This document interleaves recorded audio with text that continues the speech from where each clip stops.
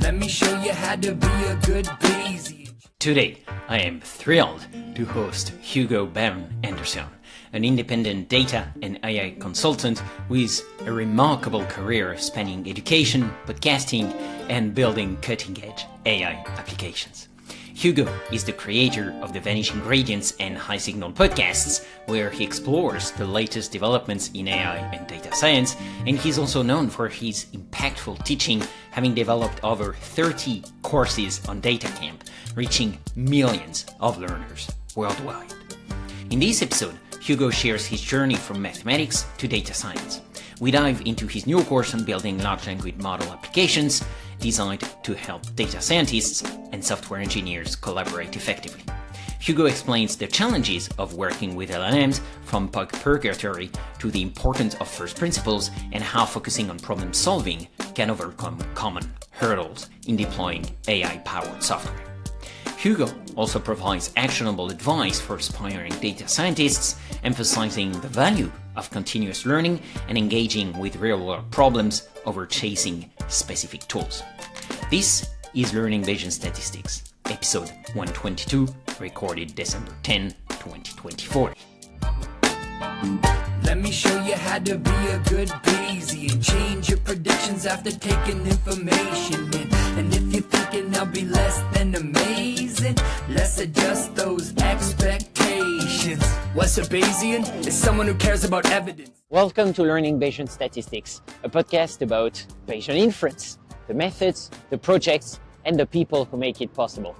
I'm your host, Alex Andorra. You can follow me on Twitter at Alex_Andorra, like the country. For any info about the show, learnbayesstats.com is the place to be. Show notes, becoming a corporate sponsor, unlocking Bayesian merch, supporting the show on Patreon, everything is in there. That's learnbayesstats.com. If you're interested in one-on-one mentorship, online courses, or statistical consulting, feel free to reach out and book a call at topmate.io/Alex_Andorra. See you around, folks, and best Bayesian wishes to you all. And if today's discussion sparked ideas for your business, well, our team at PIMC Labs can help bring them to life. Check us out at pimc-labs.com. Hello, my dear Bayesians! A few days ago, Max Goebel and I submitted a paper to the 2025 MIT Sloan Sports Analytics Conference titled Unveiling True Talent, the Soccer Factor Model for Skill Evaluation.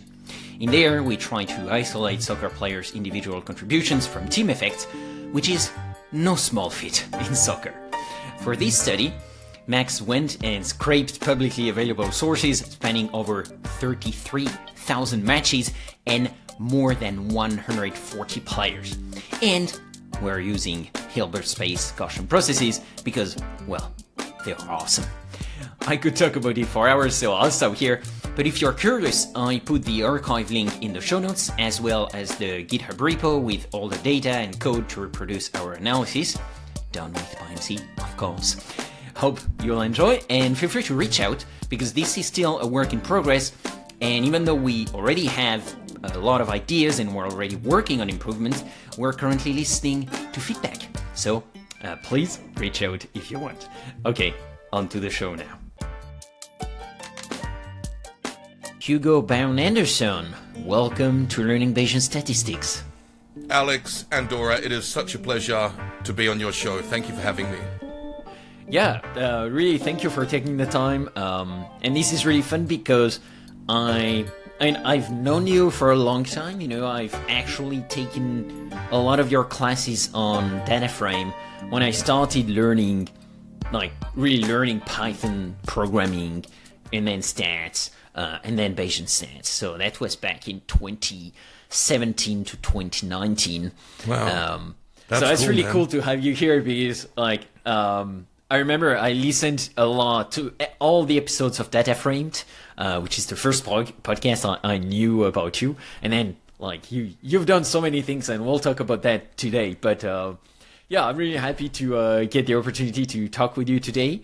And the fun thing is that I met you in person at PyData New York in last November.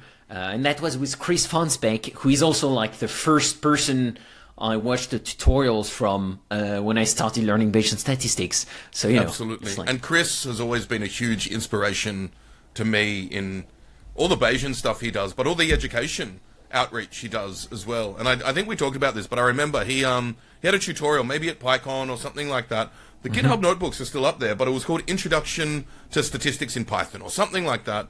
And it was Bayesian. I said, why didn't you call it Bayesian? And he said, because it's statistics, Hugo.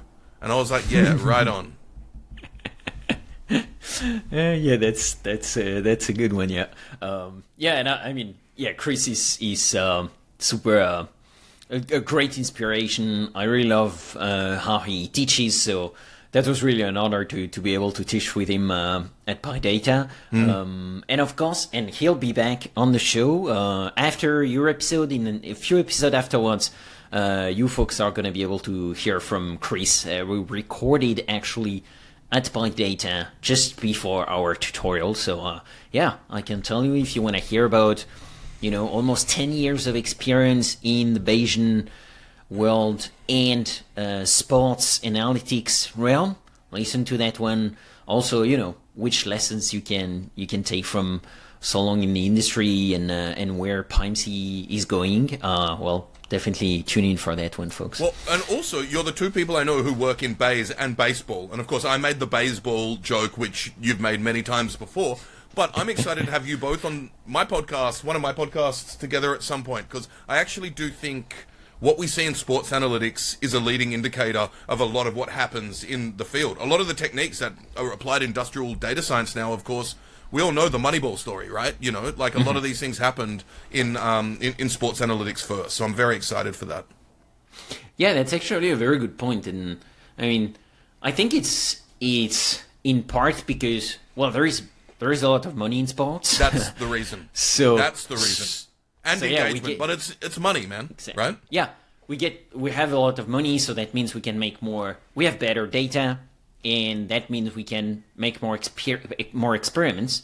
And also, since sports is more, there's rules everywhere, so it's a very contained environment. So it's easier to make experiments, right? Because you control more, because it's a completely invented game, right? So that's in a way easier to contain that and do the experiments, and then you can validate the methods.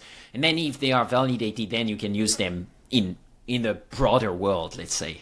Exactly. And this may be a place we go to, but I am deeply interested in how much of the techniques, tools, methodologies, processes we use are driven by commerce as well. And the famous example that I love is William Gossett at the Guinness Brewery, right? Creating the students' t-test in order to check out crop yields and what type of alcohol they produced and that type of stuff, which was literally driven by the commercial needs and desires of the Guinness Brewery at the time.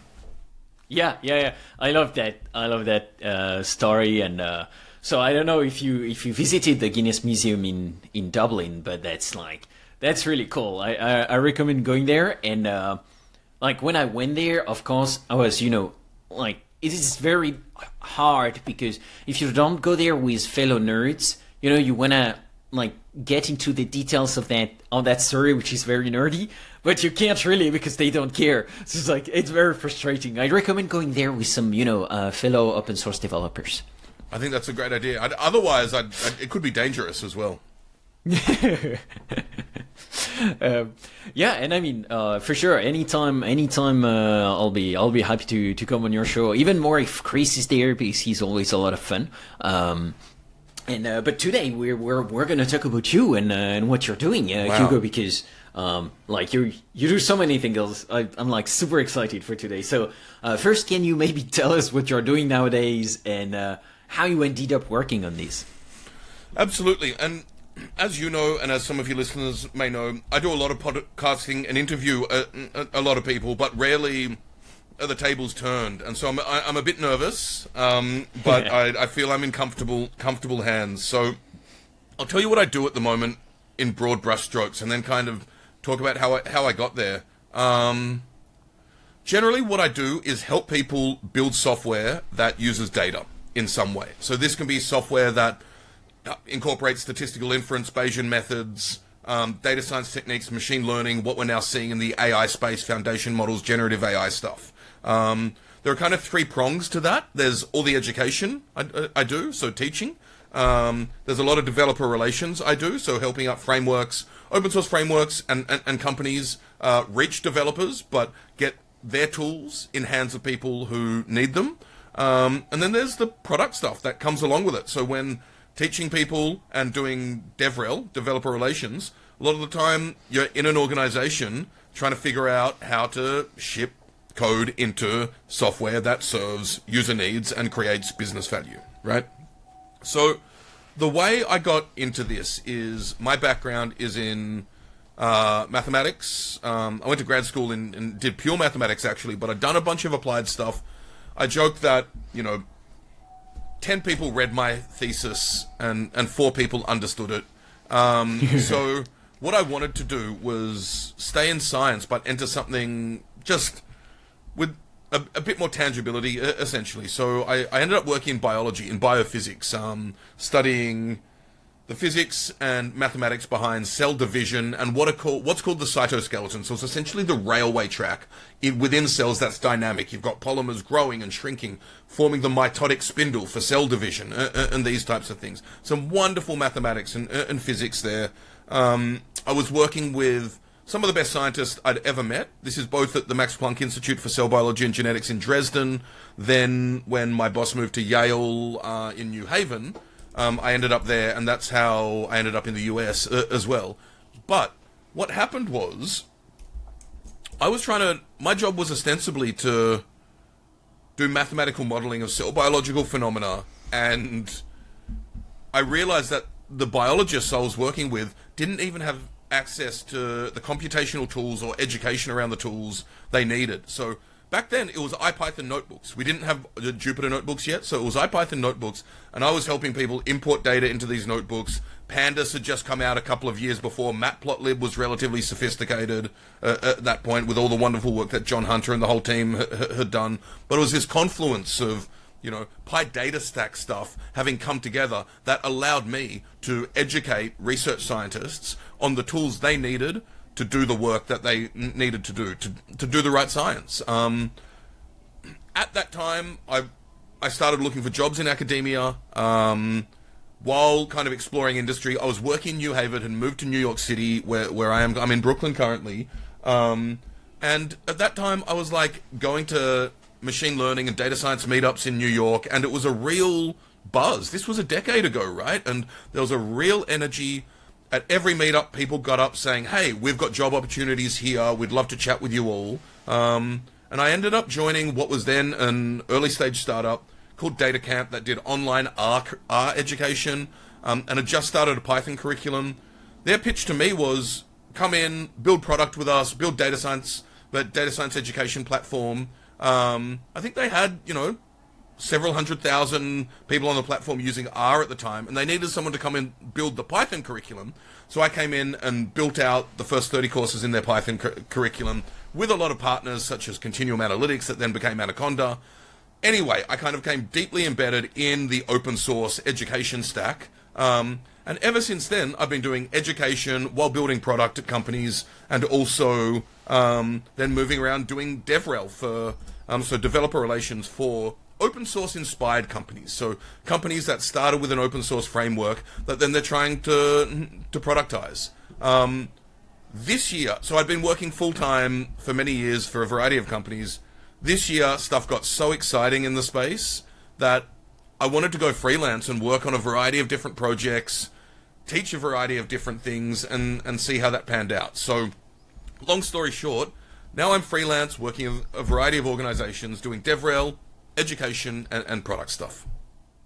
Yeah, thanks. I really love that story. And yeah, for sure, the education part is like everywhere in your curriculum, and I guess that helped shape quite a lot the perspective you have today on data science. And I'm actually curious about that. And so a question I almost always ask my guests is, do you remember when you were first introduced to Bayesian stats? And also more broadly for you, since you've worked across so many industries and and companies, how have these diverse experiences shaped your perspective? So, I can't remember when I first heard the term Bayesian stats. When I was doing my PhD, I had to teach like probability and statistics, and it kind of made no sense to me. I was like, okay, this is what I'm teaching, but this isn't helping anyone do anything, essentially. And teaching the central limit theorem through the calculus is great for people who know the calculus and love the calculus. But then later on, of course, realizing you can use resampling techniques in the bootstrap to show the central limit theorem emerge from, pretty much any data set is one of those aha moments to recognize there's kind of more to statistics and probability than we initially taught and thought. But it was when I was working in biology that biologists would come in and they'd give me point estimates and then, mean, variance, and then they'd be like, look, I did this t-test. And I was like, but wait, doesn't that assume normality? And they're like, oh yeah, it looks pretty normal to me. And I was like, oh, okay, I wonder whether it's normal enough. How would we test this? And you have another statistical test, right? And that's not to say that statistical hypothesis testing isn't robust when done correctly. Rarely is it done correctly, I think is part of my beef. But what I realized then, I was chatting with a fellow researcher, and he informed me kind of the details of the Bayesian workflow, and I loved that it really made... it forces you to make your assumptions clear, and then you're not only dealing with point estimates, you get out the entire distribution. That's a blessing and a curse in a lot of ways, but you can always return to point estimates from them. And the heuristics are incredibly straightforward, right? So you've got a prior and data, and the data is summarized in your likelihood somehow. You make your assumptions clear, and then you get out some posterior. If you have a lot of data, the prior matters less. If you have less data, the prior matters more. And then if you get more data, your posterior can become a prior. So that workflow is incredibly principled. I think to delve a bit deeper into these things, and your audience is probably even far more sophisticated than me on this, but I think frequentism works to a certain extent in some situations, but I actually don't buy the frequentist definition of probability. I don't think it's the right definition of probability outside a small number of use cases. So even if we think about black swan events and that type of stuff, you can't flip a coin 1 trillion times in order to figure anything out about that. But even thinking about if we're looking at the position of Neptune and trying to figure that out, the uncertainty around that has nothing to do with frequentism or the number of times Neptune would be in that place. Doesn't even make sense. What the probability and uncertainty actually encapsulates there is my personal degree of belief that hopefully accords with yours if we have the same techniques and the same data set. So I know your question was, when did I initially discover Bayesian inference, but this is kind of the story of why it became attractive to me. Then I actually went and started reading E.T. James, and then after that I was like, there's a lot here. Yeah, for sure. E.T. James is a great... It's a great introduction, especially for you, I'm guessing, with your mathematical background. Yeah. It must have been something, that really spoke to you. Yeah. And something I'm also wondering and impressed by all your career is you've learned so many things along the way. Right. I think it's also because you love education, so you're a great educator, but that forces you to learn new stuff all the time, and that's also why I love teaching personally. But something I'm really curious about is, how do you go about learning new methods? Because you've learned and taught so many different topics in your career already. That's a good question. I mean, there are several steps to this. First is I'm just perennially restless and looking for new things, and especially in a space when there's so many exciting things happening. So I think that speaks to the discovery process in some ways. But I think there are several steps to this, right? Like, there's finding things that you're excited about learning. Then there's filtering down to the ones that you're actually going to learn.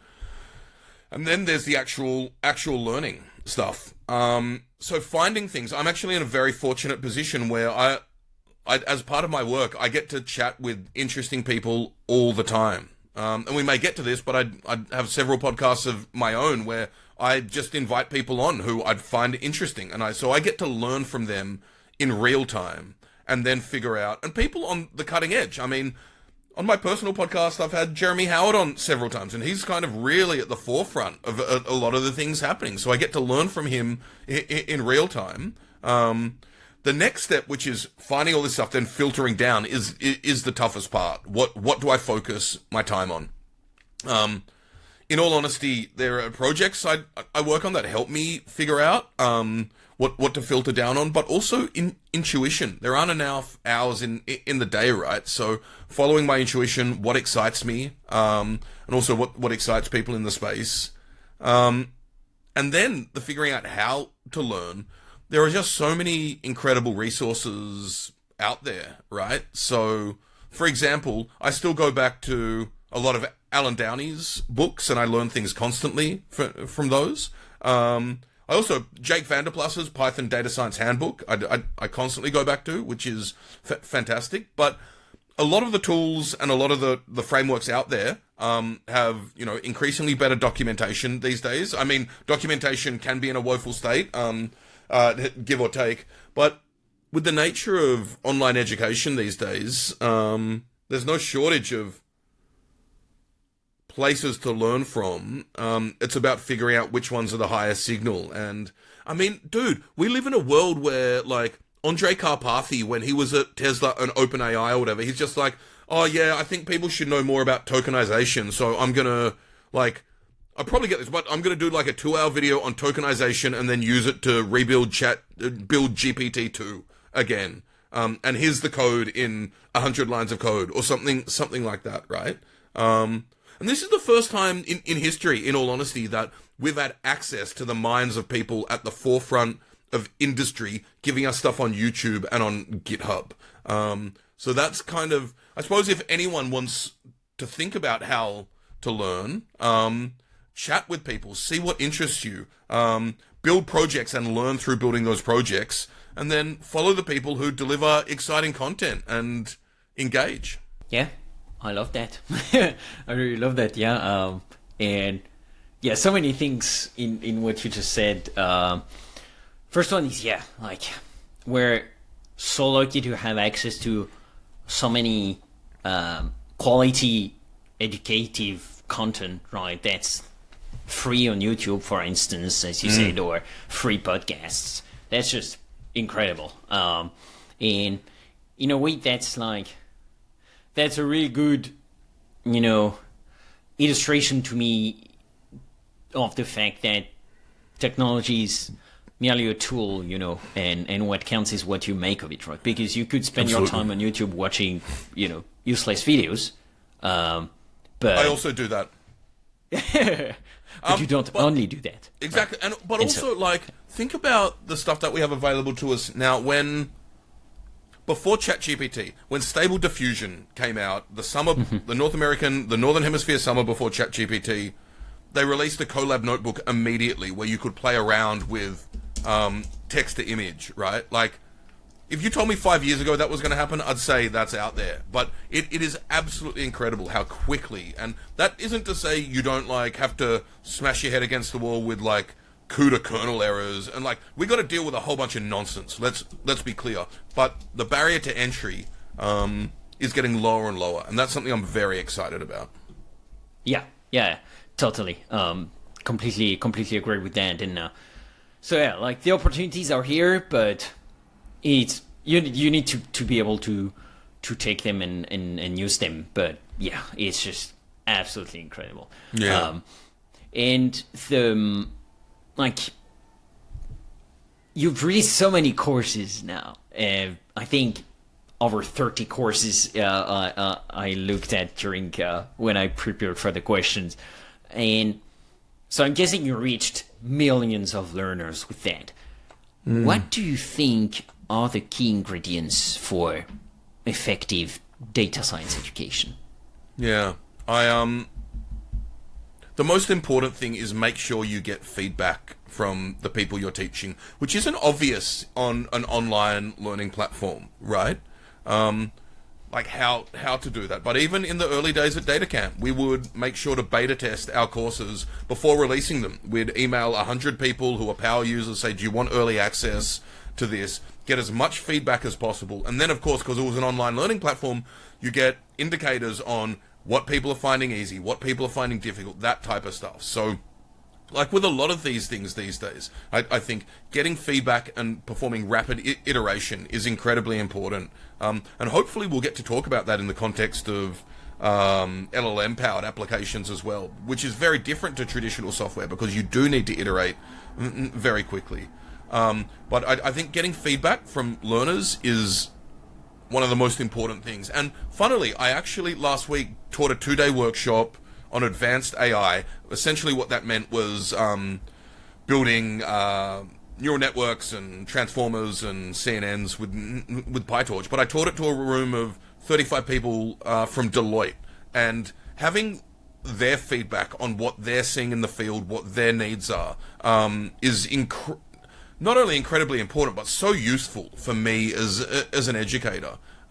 So you can frame it as like listening to market demand or something like that, but it's really making sure that you've got your ears wide open, perhaps like tuning out from all the crap you see on LinkedIn constantly, and figuring out what people really need to learn. That then allows you to make it practical. You also need to keep people engaged. So if you're doing online stuff, you don't just talk for an hour. Like, you maybe show people what to do in 10-15 minutes, and then get them coding along and help them as well, and have rapid feedback. And that speaks to flipped classrooms as well. So making sure that the learners have the opportunity to be as active and do as much as possible. How that played out at DataCamp, for example, is you may recall, we made sure that no videos were over 4, maybe 5 minutes long, and we got people coding in their browser as soon as possible afterwards. So just to recap that, feedback is essential and rapid iteration. Make it practical. We're in an age of multimedia where you can do all types of different things to keep people engaged and flip classrooms as well. Yeah, in the flipped classroom concept, is that something you talked about with Andrew Gellman? Because I remember he talked also about that on my show, so that's funny to hear that. I actually don't know whether I spoke about that with Andrew, but yeah, he's he's a super cool guy, huh? Oh yeah, always a great pleasure to have him on the show. Such a great teacher. You know, it's like the quintessential idea that you have of a university teacher, you know, that makes you passionate about the topic. It's just absolutely incredible. So many stories. He always has so many stories, and he's also such a curious person. That's just incredible to have him on the show. Actually, talking about podcasts, you have not one but 2 active podcasts, which is like, as a podcaster, I can say, well done. That's impressive. And I, of course, recommend people to go listen to Vanishing Gradients and High Signal, because as all your other shows, they are, you know, super interesting to listen to. So folks, definitely click on the links in the show notes. But I'm also interested to hear, you know, your origin story of that, what motivated you to start these shows, and what are some of the most exciting topics you've explored so far? Yeah, no, that's a great question. And what happened was, so I used to do data framed at DataCamp, and then I started another company. I was working at Coiled, and I was like, oh, I'd like to maybe podcast again. I was like, now's not the right time. But then I was just having so many interesting conversations with people doing cool stuff in the space. And speaking of which, I just got off a call with a guy who he's at DoorDash now, working on infrastructure. But before that, he was at Meta working on front-end user-facing applications. Before that, he was at Netflix, and before that, he was at Uber, right? So, like, as by virtue of the people I get to talk, I was like, dude, we should do a podcast. I was like, this is a no-brainer, right? So the fact that I get to chat with so many interesting people, I was like, I probably should start podcasting again. The conversations I was having weren't necessarily appropriate for the company I was working for at the time. I mean, they weren't not appropriate, but they just weren't necessarily involved with coiled and distributed compute and the Pi data space. They were far more broad than that. So I was like, I'll just start my own podcast, which I get to own as well. And because I put a lot of love into it, and it's conversations with friends, it's kind of nice to have something which, like, feels like mine. And, you know, it isn't like when I leave a company that then stays the intellectual property of the company as well. So that was a consideration there. And for Vanishing Gradients, when I have an interesting conversation with someone, I'm like, hey, let's do a podcast. And I get a lot of inbound these days, but most of the stuff I do is outbound. And my most recent episode actually was, and this is not intended as self-promotion, but it's intended as promoting Ravin Kumar, who is a big PyMC head and has worked with labs, and you know well, but talking about all the wonderful he does, all the wonderful work he does at Google Labs, including the work on Notebook LM, and in particular his journey. And I mean, he works across from training models to creating front-end user applications as well that can interact with these models. So a lot of great stuff there. So that was a highlight on Vanishing Gradients for me. High Signal is a very different podcast. So High Signal is, the goal is to speak with the best people in the space, to give as high signal as possible for people working in the data, ML, and AI space to advance their career. So my first guest was Michael Jordan, the Michael Jordan of machine learning, both literally and figuratively, talking about what he thinks the future of AI needs to be, and in particular, and you'll love this, and I think your audience will love this. It's a wonderful conversation. He was so lucid and clear about how horrible large language models are at handling uncertainty. And how what we need for AI to really be successful is have intelligent infrastructure that's far better at handling uncertainty. And because of the Bayesian nature of this podcast, I thought that would be super relevant. But then, of course, I had Andrew Gelman on to talk about what's important in statistics for data scientists to know. I had Chiara Farinato from Harvard Business School talking about the cultural aspects of data science and how organizations need to be structured in order to have very effective data science. And my most recent episode actually was with Hilary Mason talking, and she's the first person I ever released a podcast with back in the day, so it was nice to come full circle. And that conversation is about what happens to data science in the age of AI. And I don't want to give any teasers there. Well, no, maybe I'll say it. Maybe it stays the same, but some things do change as well. So they're two very different podcasts, and I'm very excited to High Signal. I do with the team at a company called Delphina, and they're wonderful at producing it and help me get great guests as well. So it's a lot of fun to be working with a variety of people on these two different podcasts. Yeah. I mean, I can guess, and yeah. So, folks, check out the links in the show notes for both Vanishing Gradients and High Signal. Definitely recommend it. Of course, I love the episode with Ravin. Ravin was he's a friend of the show, and he's a friend. Period. Always very inspiring to talk with him. Andrew, we've talked about him. Michael Jordan, yeah, actually, I really loved that conversation. And I've been meaning to invite him on the show actually, so I should get back to that. Absolutely. Yeah, just well done on all this work, Hugo. Thank you, Alex. It's just amazing, and I know how much work that is to produce a podcast. So really impressive that you have not one but two active podcasts. Thank you. And so to be clear, it is a lot of work, but it's also a labor of love, right? Like you don't only podcast sure. because you do it because you love these conversations, and in all honesty, being able to put out a conversation with Raven where we talk for 2 hours about all the stuff he's up to, and I'm like, how wonderful that I get to, put that out in the world as well. So Yeah, no, for sure. I mean, I would not make that podcast.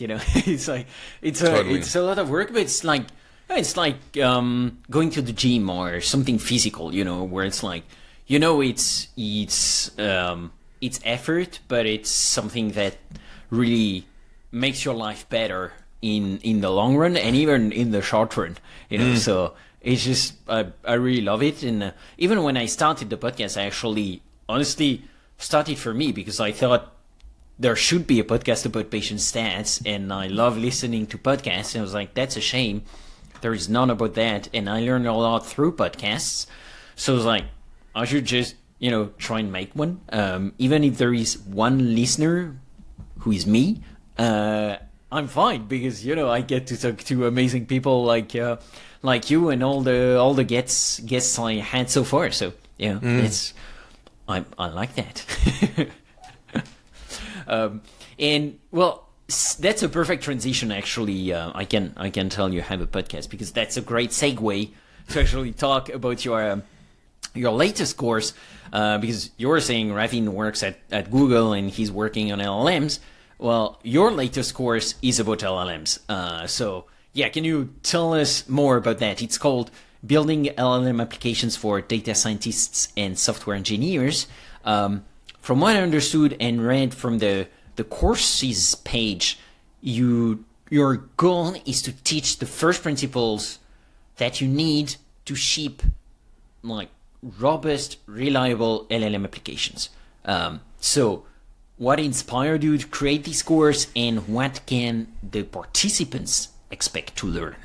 yeah, that's a great question. 2 great questions. So first, I just want to say, in all of these weird conversations that happen in social media and otherwise around like AGI is coming versus like, wait, do these things actually just memorize everything and have a generative a touch that is like siloed within large organizations? I think all of these are very important concerns, don't get me wrong, but we've forgotten that we can speak to computers now, right? Yeah. Which is an incredible thing. The fact that anyone can chat with computation in natural language, I think has been a holy grail for our discipline for many, many decades, if not longer, right?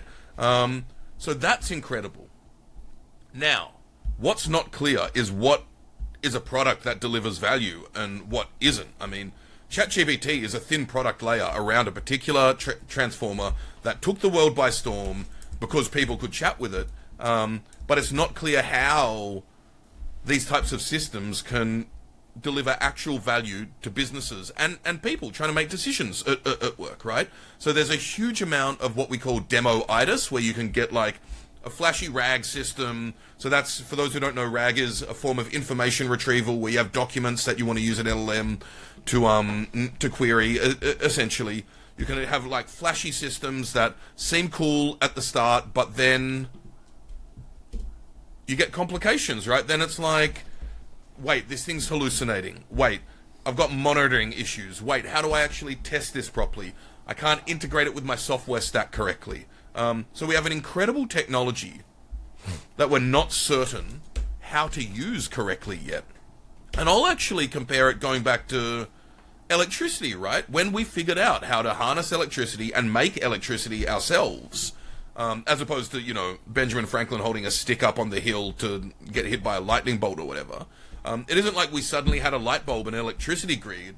Edison built a lab that I think then became General Electric, to figure out how to use electricity, and then the light bulb came, then the electricity grid came to connect everything. So I think we're at a really interesting point where we're figuring out how to use these, and over the past couple of years we've developed a bunch of best practices around this type of stuff. Now, what's amazing is that a lot of these challenges boil down to data science challenges, such as monitoring, such as testing, such as looking at your data and knowing what the data is. And so I think if we take a data science approach to building this type of software, we can actually be very successful. The other side of the coin is, I think, because now we have all these vendor APIs and we don't necessarily need to be training models all the time ourselves and such things, there's actually a unique emerging opportunity for software engineers to learn how to build AI and machine learning powered applications. So that's a kind of a long way of saying we're actually kind of at a very nascent critical opportunity to start helping people figure out how to incorporate large language models and foundation models in general into their pre-existing software stack to deliver business value for their organizations. Now, you did also ask, what can people expect to learn? So, do you want me to go into that now, or? Yep. Yeah, for sure. It's quite straightforward.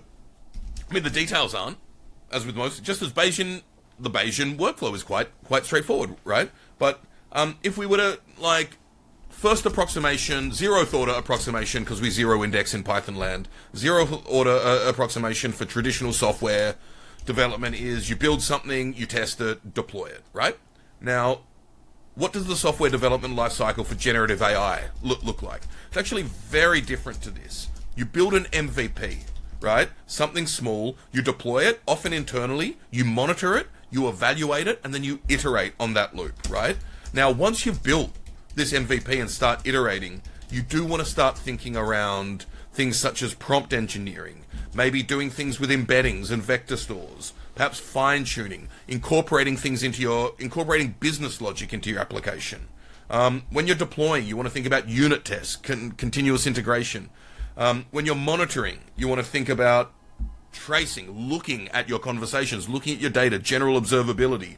Then when you evaluate, you want to think about this at various levels. And I want to index on this a bit more in a second, but you want to evaluate your individual LLM calls, like, is this giving me the right thing, yay or nay? But also, generally, how it relates to your business logic. So if people do come to the course, what they'll get out of it is an overview of the entire software development lifecycle and the types of tools and techniques they need within it, working through particular projects, and we give them compute and these types of things. We've got some people providing credits for us, which is really kind. And so they'll get an overview of this entire software development lifecycle and how to build these types of apps through all of these techniques, from prompt engineering to embeddings to fine-tuning, through unit tests, and also evaluation. And I think this comes down to the most important thing. And when you ask me, how do you construct curriculum and how do you think about effective data science teaching, you need feedback, right? So in terms of evaluation, you need a feedback loop of what you're trying to achieve. And we actually, me and my collaborator taught a 3-hour workshop in Austin recently at the MLOps World Generative AI Summit there, on these types of things, and we used an example. We built an example app which consumes LinkedIn profiles and generates structured output from those profiles. So it'll take your role, your history, all of these things, and then automate an email to you if you seem like an interesting candidate, essentially, right?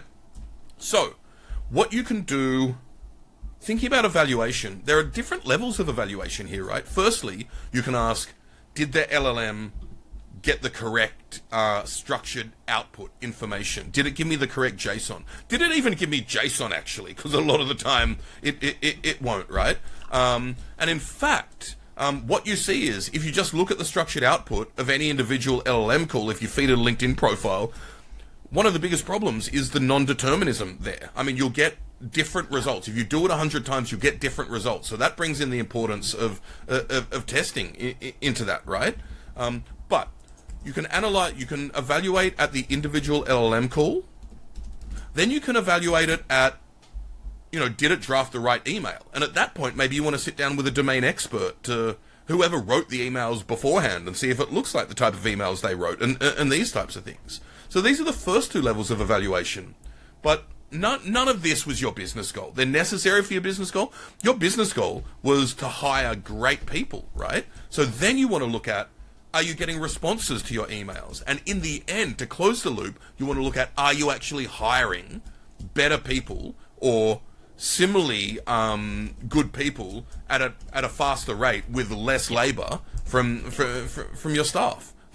So these are very much the important things of being able to connect your LLM product development back to identifiable business metrics for your company. And through types of projects like that, we'll give people hands-on experience. We'll lead a bunch of it, but get them to build their own applications, and we're there to talk them through it as well. And we've got some guest lectures from people such as Raven. Raven's going to come and give a guest lecture. So we've got a really interesting lineup of people far more knowledgeable than me about a lot of these things. So, yeah, super excited about that. Yeah, that's amazing. That's really fantastic. And so, if for listeners who are interested, you were kind enough to give them a discount code, right? So absolutely. Thank you so much, Hugo. So I'll give that to you, and we can include it in the show notes as well. And also we have some. So we're doing it on Maven.com, and what they do on Maven is they have the courses which are paid, but they have free lightning lessons as well. And I gave one recently on what we call getting out of proof of concept Purgatory, and I'm actually giving one next week on testing LLM applications using PyTest. So that example of the fact that it'll generate different things if you iterate 100 times. We're giving a short 30-minute lightning lesson on how to use PyTest to deal with those types of things as well. So we can include that in the notes also. Yeah, definitely. So let's include these lightning lessons and also the 25% discount code. Thank you so much, Hugo. That's very generous of you. So you see, folks, it pays to listen to Bayes.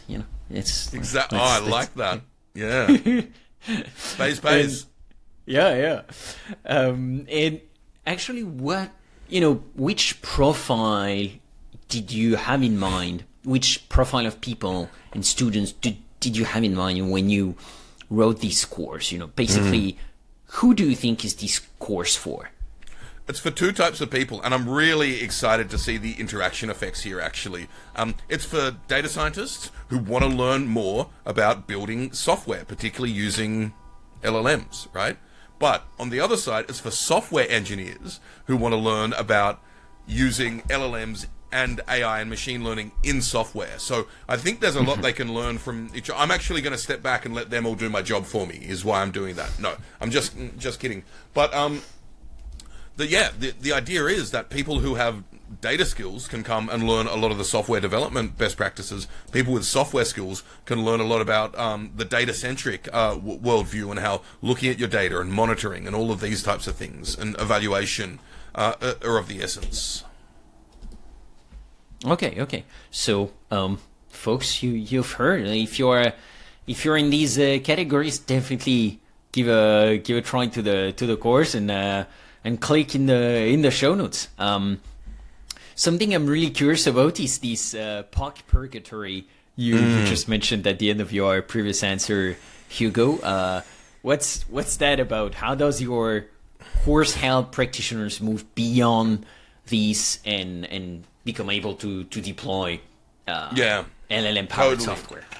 So I spoke to this briefly before, what the vision I'm about to give, but if you, and I can include a figure in the show notes, but if you plot excitement as a function of time when building software, traditional software starts off like in the bottom left-hand corner, right?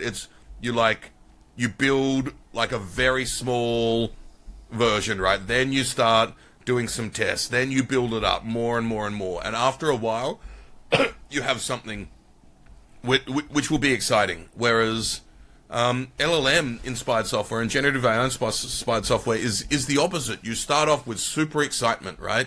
Something flashy, something that works with 5 lines of code.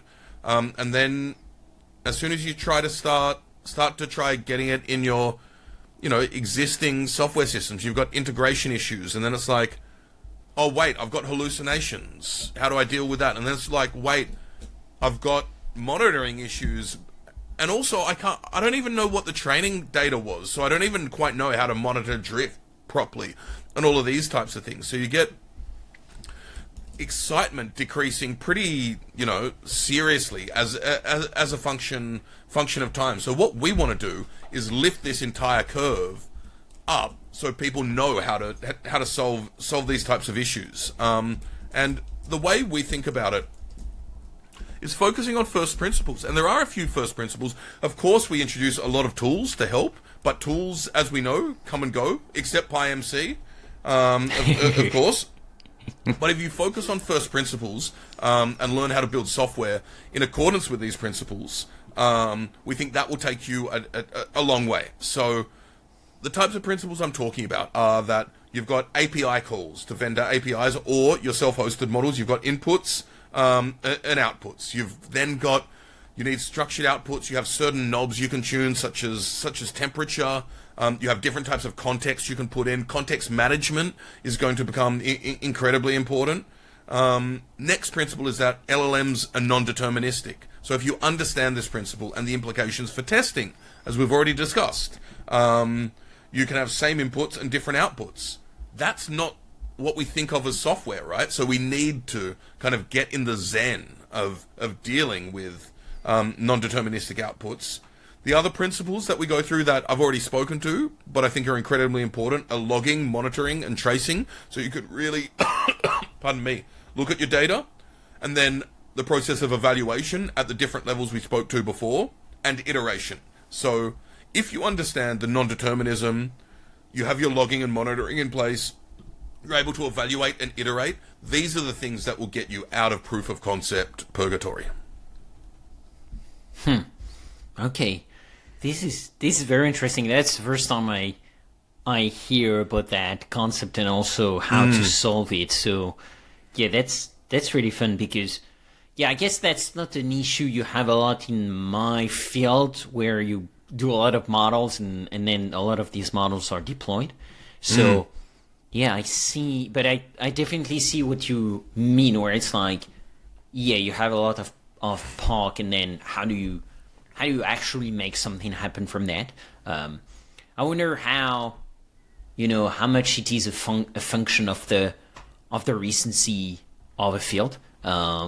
Maybe because LLMs are so recent in comparison to Bayesian models, for instance, where you still have a lot of trees to cut if you want to really make a path through the forest in a way.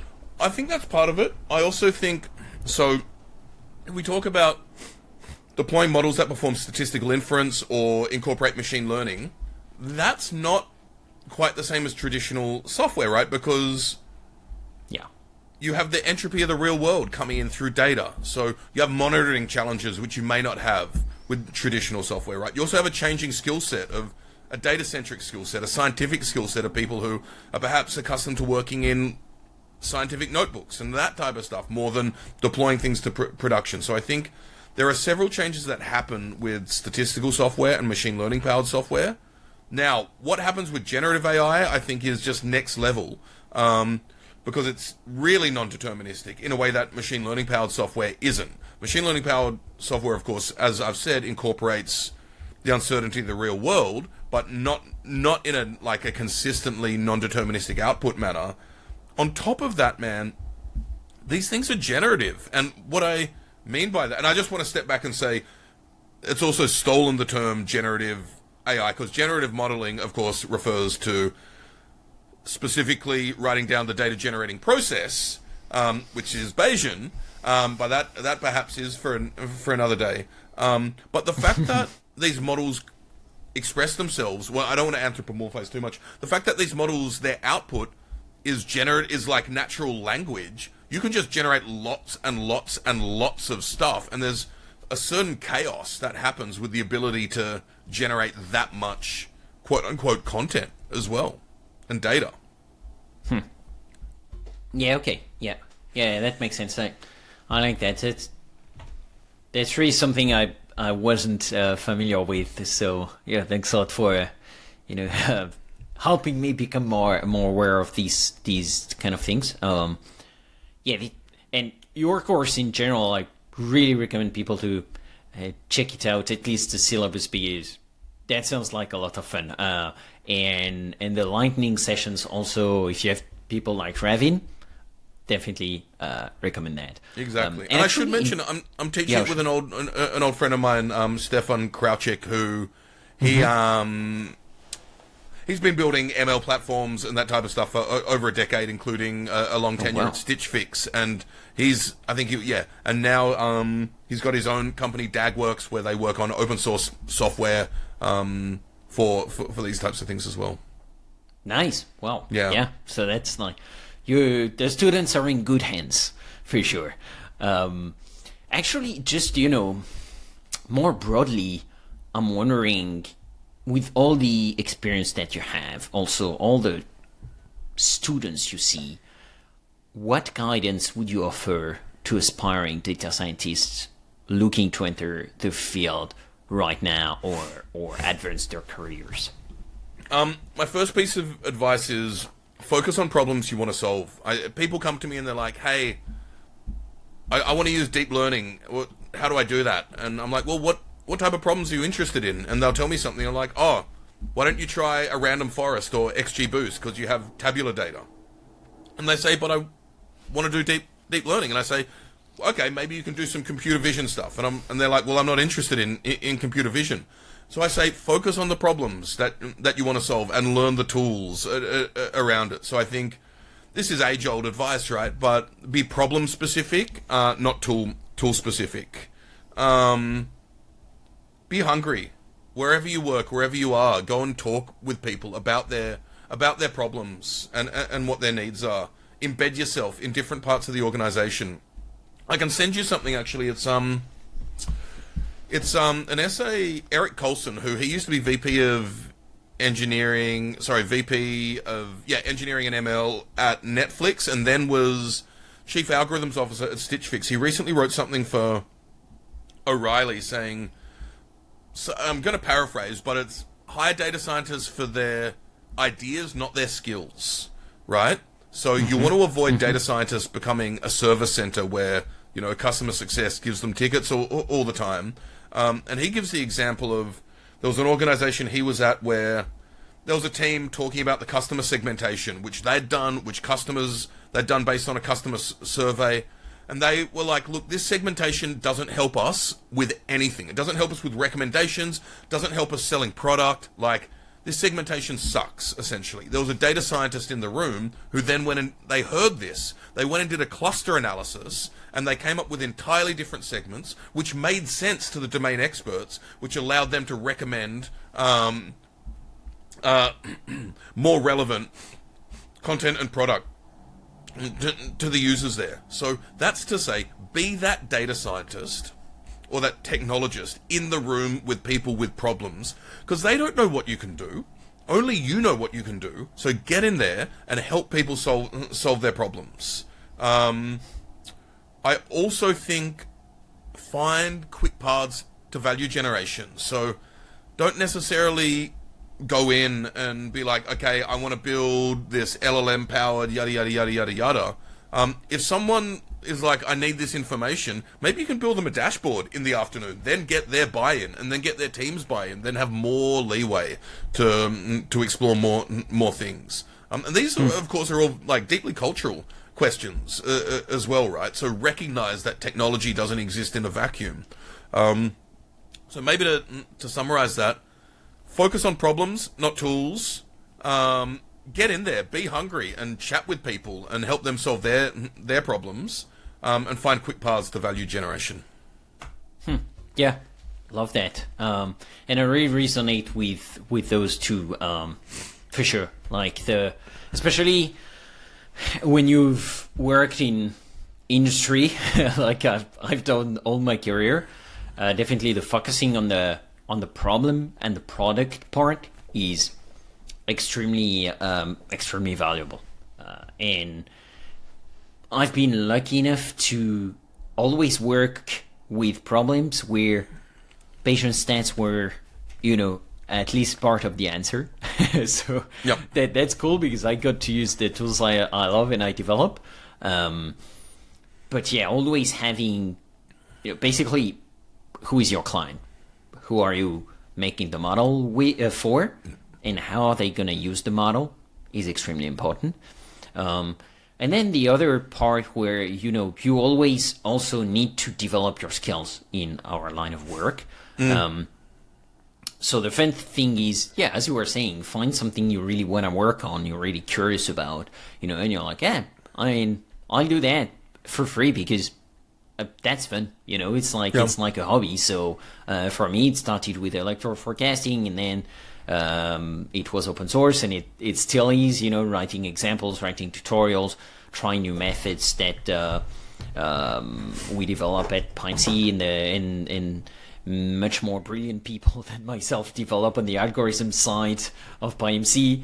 Then I get to use those and try to translate that for people, how they can use that in their own models, and use that in my own models at for the Marlins, and before that for our clients at PyMC Labs.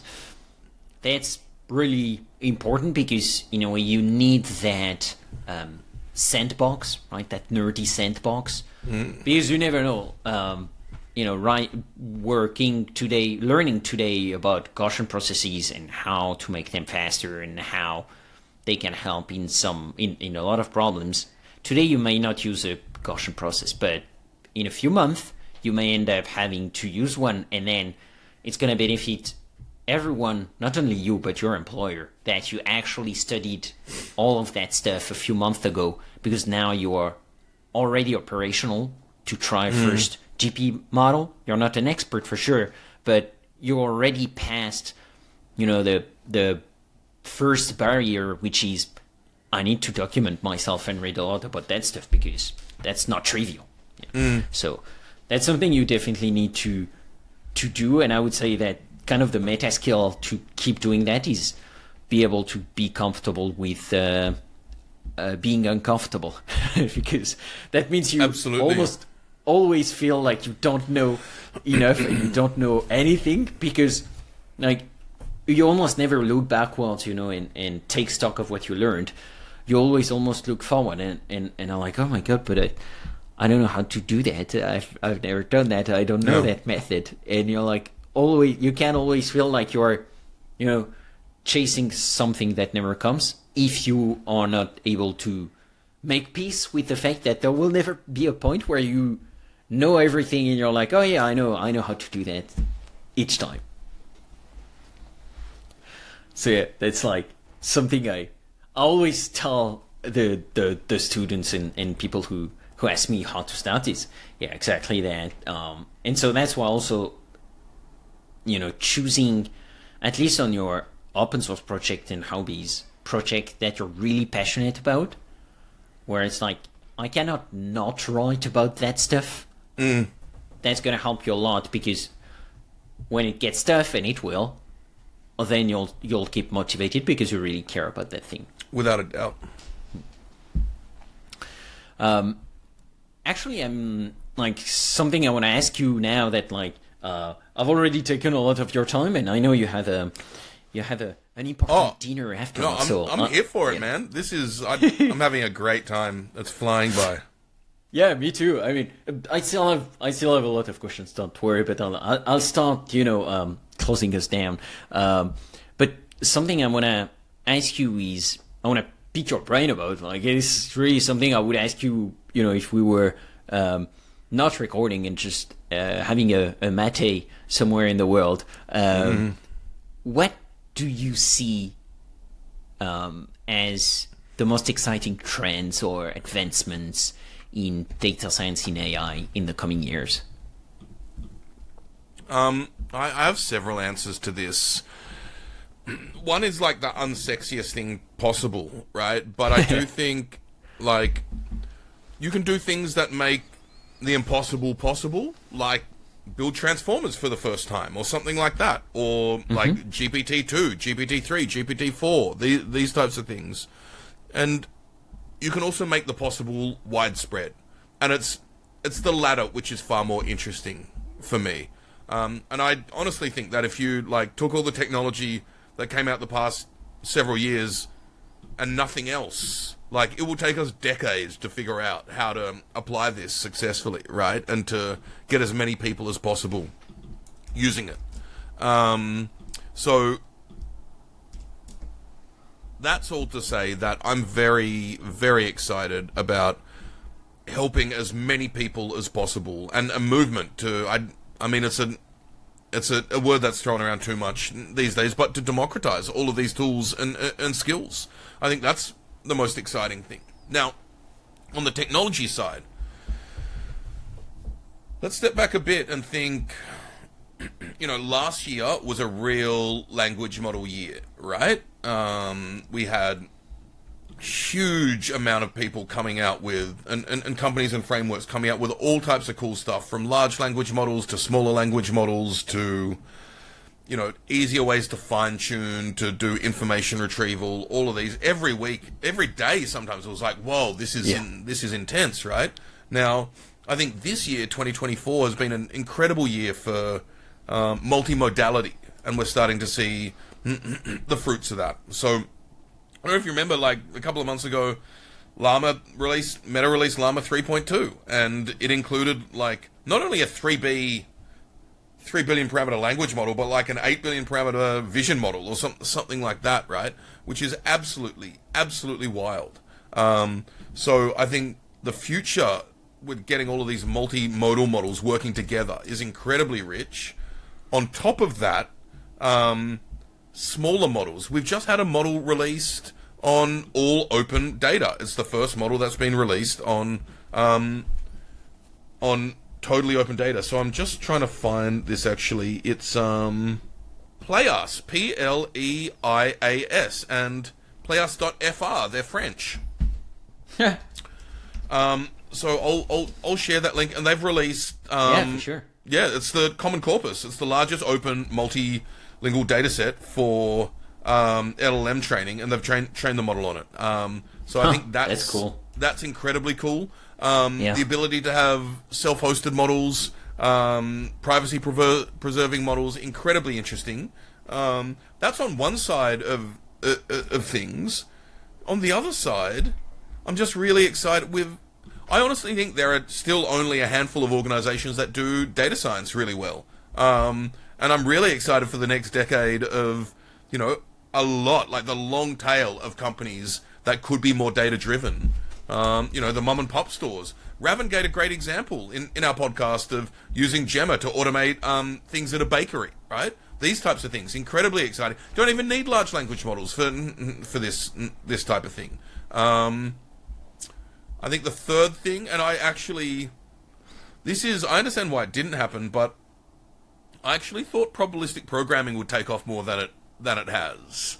So I'm slightly less bullish in the short term, but in the medium to long term, I think a lot of data functions are still counting, and if we can bring in more causal inference, more probabilistic programming, these types of things, that's something I'm very excited about as well. Yeah, I see. Damn, that's cool. I really like that list. I could go on as well. So yeah, I just realized, this is one of the reasons I probably learned so much. I just put two and two together myself. I get excited about too many things.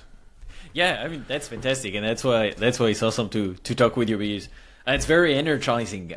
And actually, I'm wondering, and that's something I'm also wondering about Ravin. He does so many things that I don't know when he sleeps. So yeah, same for you. You're a consultant, an educator, a podcaster, a learner.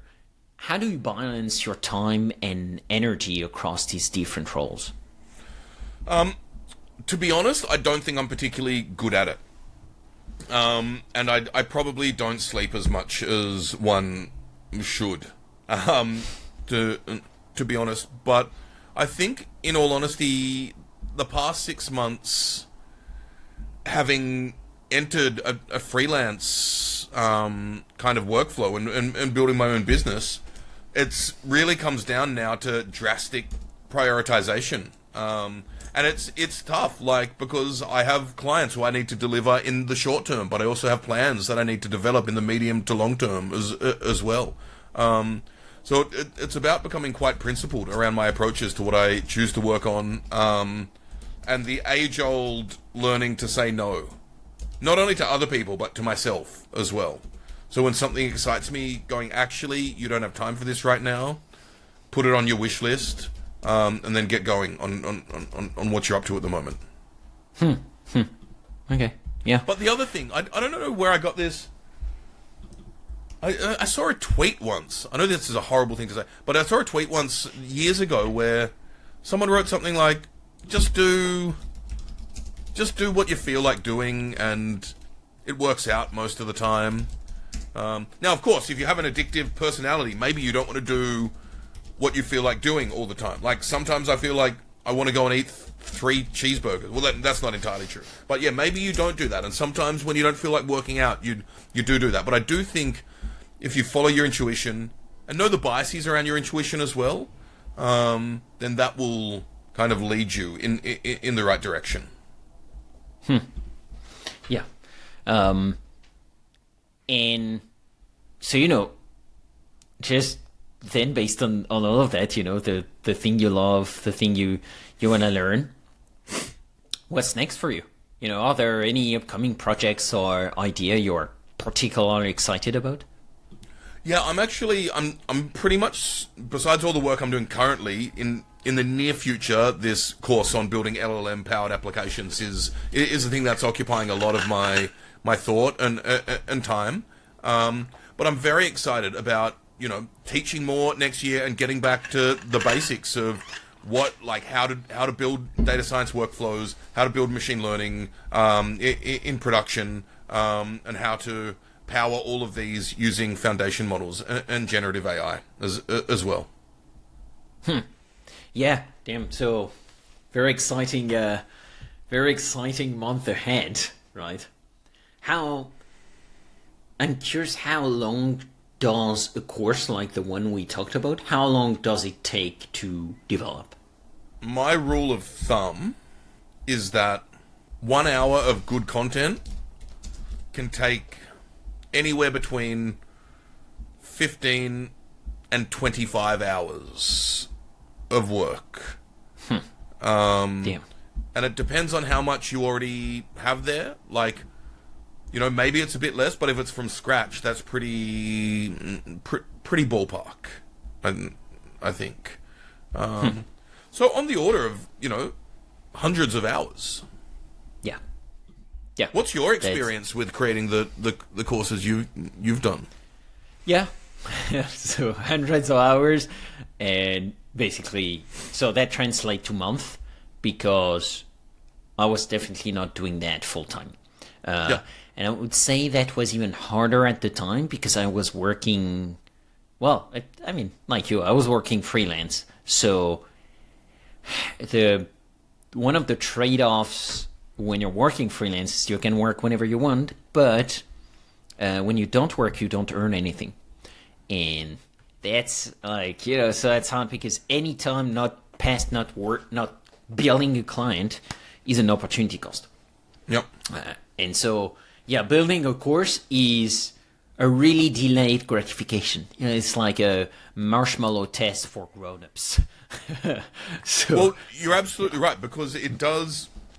The thing is, you are investing in yourself in a way that you're not when working for clients as well, right? Like, you're building your own material and own content, which perhaps you can leverage later on as well. Yeah. No, exactly. So, that's definitely something to have in mind when you start building a course. And to be clear, I mean, that's the one-off cost of building the first material. Then each time you teach it, there's a certain amount of maintenance you need to do. But as you know, like, I've been teaching in-person classes with our mutual colleague and friend Eric Ma for years on all of this Bayesian data science, and we created the initial material years ago, and we update it every now and then, right? Yeah. When need be. But it isn't as though each time you teach it, you need to, do 100 hours work. No, yeah, for sure. It's like a good movie. It's almost evergreen. Exactly. Awesome, Hugo. Well, I know I need to let you go in a few minutes, so let's wrap it up. It's so fascinating to talk with you that we could easily do a 3 hours episode. I have no doubt about that. We should do it sometime then, man. Yeah, for sure. You would break the record. I think the record on my podcast is 2 hours, something like that. So Awesome. I think you have it in you to break that record. Well, I did a 3-hour podcast once as the interviewer with a panel of 5 people. So, oh wow, yeah, that's. Although 5 people is then I would say if you do 3 hours just with me, that would be more impressive, because We have to do it then. Okay, but of course, before letting you go, I have to ask you the last 2 questions like every guest at the end of the show. So if you could have unlimited time and resources, which problem would you try to solve? I'd try to make everything we're talking about, data science, ML, AI, actually accessible to everyone. Now, I don't want to say too much more about that, but I do want to give an example. I'm just thinking, what if my mum could fine-tune a language model on her own medical data, or easily build a RAG system that ingests emails and populates a calendar for her that doesn't rely on OpenAI's API and that type of stuff. I think there is a future in which we're all building or fine-tuning or interacting with small models that are pertinent to us and our local communities. It's totally a non-obvious design choice for a civilization to have, like, some companies in some niche area in Silicon Valley in Northern California that build things that the entire world uses. Different societies have different values. And actually, you mentioned your wife is Argentinian when we were chatting before, right?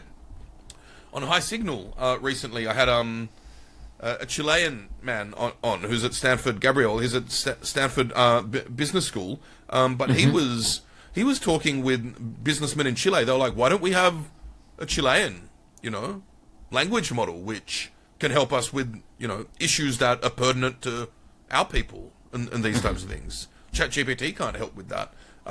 So that's something I would dedicate a lot of time to, is figuring out how to enable people to build all these technologies or leverage these technologies themselves and have autonomy around their usage as well. Okay, yeah, definitely. That's something I think a lot of people would benefit from. So yeah, as a French speaking person, I can definitely resonate with that. There is even less, corpus of French text to train the models than Spanish. I mean, Spanish is much more widespread than French, for instance. Absolutely. And to that point, I mean, as an Australian, we're kind of Americanized in many ways, but ChatGPT is a bit, polite in an American way that doesn't resonate so much with Australians. I was in Germany recently, and my German friends are like, I wish it'd just say, I don't know, or tell me to shut up, or tell me I'm wrong if I'm wrong, as opposed to trying to please me in this American way all the time. So, yeah, we have every... one has their own cultures, and it'd be lovely to see that reflected in the technology that people are enabled to interact with and build. Don't say that, though. I fear that if you do that for French ChatGPT, it will just go to strike from time to time randomly. So it's like you have to be careful. I love that, though. Maybe it should. Maybe it should take the OpenAI API to Versailles and chop its head off. Maybe we need the real revolution. Yeah. Be careful what you wish for. Exactly. No, it's dangerous times. And second question, Hugo: if you could have dinner with any great scientific mind, dead, alive, or fictional, who would it be? I'm gonna cheat with this question slightly. Okay. I've thought about this a lot, and there are lots of people I'd love to speak with. But what I'd actually like to do is be a fly on the wall in Jan LeCun and Mark Zuckerberg's one-on-ones. I'd love to get Signal into... Because Zuckerberg has done some very interesting things and plays with open weight models these days. Like, we were just talking about Llama 3.2, right? I think a lot of that is driven by that relationship. He's been very explicit about why it's important for Meta as well, which I find fascinating. Who would have thought Mark Zuckerberg would be, at least in some ways, a hero of openness and these types of things as well? Like, what world do we live in when that happens? But I do think... As kind of I made clear earlier, I actually have a very deep interest in the intersection and coevolution of technology and commerce. We think of technology as something in the abstract, but forget that a lot of it is generated through commercial interests. So having insight into their one-on-ones are so important for what is happening in the world right now. So I would love to just be able, not even have dinner with them, just listen and watch. So I know that was a slight cheat to your question, but I feel like it was close enough to. I'll let you tell me if it's allowed, but. Yeah, I like it. That's the first time I have it that way, Usually the way people cheat is they choose more than one guest, so which you did actually. I did. Yeah, but one isn't a scientist, right? So only one is a scientist. Yeah. But yeah, I love it. That's a good one. But it's the first time someone says they would not like to be officially in the room, which I like. It's a nice twist on the question. And the question is definitely like deliberately broad so that people can actually be inventive. And what I care about is basically that tells you about what is important to the guest at the moment, So awesome. Well, Hugo, let's call it a show. That was absolutely fantastic. Next time you have a course, let me know, and you'll be welcome back on the show.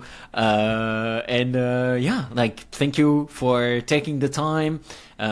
These show notes are gonna be big, so folks, if you're interested in anything we mentioned today, show notes are gonna be la place to be. We, as we say at Learning Bayesian Statistics. That's hilarious. Hugo, thanks again for taking the time and being on this show. Well, thank you, Alex. I really appreciate your time and the wonderful conversation and everything you do for the community as well. So thank you. And anyone listening, if you want to connect on LinkedIn or something like that, please do reach out and we can include that in the show notes as well. Yeah, it's already in the show notes because as every guest I stalked you, Hugo. So I did your LinkedIn in the show notes already. Well, thank you once again, Alex. Yeah, thank you. This has been another episode of Learning Bayesian Statistics.